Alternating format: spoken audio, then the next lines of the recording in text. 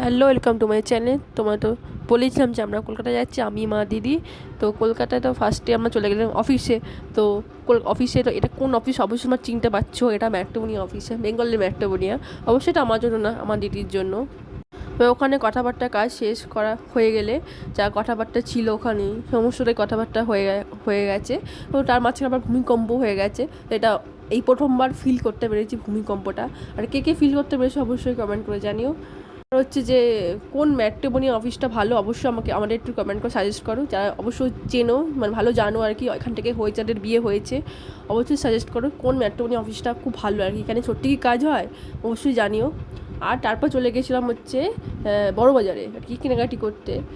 কলকাতা গেলেই কিছু কিছু কেনা হয়ই। তো দুটো জামা কেনা হয়েছে, লং ফ্রক আর কি, আমার জন্য, এটা আমার দিদির জন্য। তো মা কিছু কেনেনি, সমস্ত কেনাকাটি করে তারপর বাড়ি চলে এসেছিলাম। বাড়ি ফিরতে ফিরতে রাত রাত হয়ে গেছিলো। এসেই খেয়ে দিয়ে ঘুমিয়ে পড়েছিলাম। আচ্ছা, ওটা টাটা।